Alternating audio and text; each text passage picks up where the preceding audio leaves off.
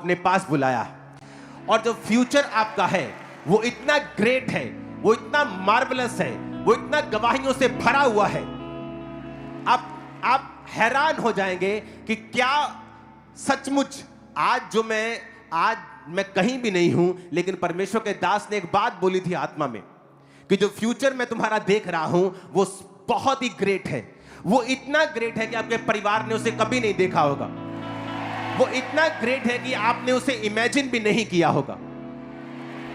वो ग्रेटनेस जो है, वो महान बुलाहट से परमेश्वर ने आपको बुलाया है। लेकिन जिस तरह हमें जब खदान में हीरा मिलता है तो वो आप उसे पहचान भी नहीं पाएंगे। जब आप हीरे को देखेंगे तो जो आपके हाथ में चमकता हुआ हीरा है वो तो बाद में पॉलिश होके, कटिंग होके, उसकी तैयारी के साथ वो बनता है। लेकिन जब हीरा असली निकलता है तो वो कोयले की तरह काला दिखता है, लेकिन होता हार्ड है, सख्त होता है, टूटता नहीं। उसी तरह परमेश्वर ने आपको एक ऐसा जीवन दिया है, आप भी शायद अन्य जाति दूसरे लोगों की तरह अभी भी उन्हीं की तरह दिख रहे होंगे जिस तरह हीरा भी उन्हीं की तरह दिखता है, कोयले की तरह ही दिखता है। लेकिन याद रखो आप उनसे अलग हैं। अगर आपने अपने आप को पॉलिश किया, कटिंग किया, अपने जीवन की कमियों को काटा,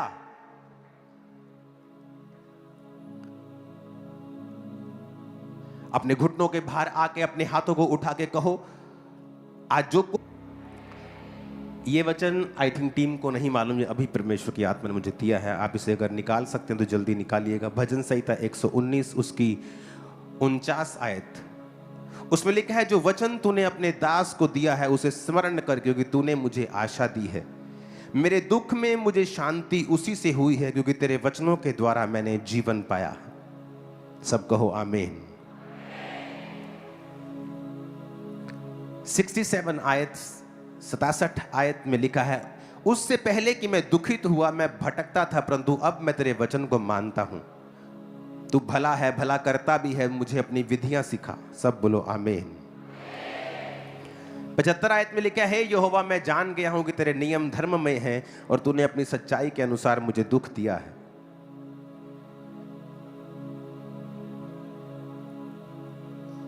नाइन्टी 97 आयत में लिखा है आहा मैं तेरी व्यवस्था से कैसी प्रीति रखता हूं, दिन भर मेरा ध्यान उसी पर लगा रहता है। तू अपनी आज्ञाओं के द्वारा मुझे अपने शत्रुओं से अधिक बुद्धिमान करता है, क्योंकि वो सदा मेरे मन में रहती हैं। मैं अपने शिक्षकों से भी अधिक समझ रखता हूं, क्योंकि मेरा ध्यान तेरी चितौनियों पर लगा रहता है। तो मैंने आपको समझाया था कि परमेश्वर से बात करनी है। कब करनी है? All the time. मैंने 2 घंटे प्रार्थना की, मैं वापस आया, लेकिन इसका मतलब ये नहीं अब मैं परमेश्वर से डिस्कनेक्ट हो गया हूं, अब मैं जो मर्जी करूं, अब मैं अपने दुकान के गल्ले में बैठा हूं, अब मैं चोरी कर रहा हूं, झूठ बोल रहा हूं। इसका मतलब मैं अभी परमेश्वर से कनेक्टेड नहीं हूं। उसने कहा कि मेरा ध्यान कहता तेरी चितौनियों पर लगा रहता है। एक है परमेश्वर से बात करना ऑल द टाइम, और मैंने कहा था कि आप पागल नहीं लगने चाहिए ये करते हुए। क्या कोई आपसे बात कर रहा है और आप बोलो कि मैं प्रभु से बात कर रहा हूं, ये ऐसा नहीं। ये क्रिश्चियनिटी मेंटली अपसेट लोगों का काम नहीं है। लिखा तू अपने शत्रुओं से अधिक बुद्धिमान होगा, अपने शिक्षकों से भी ज्यादा समझ रखेगा। जब तू बुजुर्गों में बैठेगा, जो अन्य जाति लोग आप बैठेंगे, आप बुजुर्गों में बैठेंगे, आप उनसे ज्यादा सियाने नजर आएंगे। वचन में लिखा है। तो जब आप परमेश्वर के साथ कनेक्टेड हैं और उससे बात कर रहे हैं हर समय, और दाऊद कहता है मेरा ध्यान तेरी चितौनियों पर कब लगा रहता है? हां, एवरी टाइम मेरा ध्यान तेरे वचन के ऊपर हर समय लगा रहता है। जब चोरी करने का मौका मिलेगा, मेरा ध्यान तेरे वचनों के ऊपर लगा है।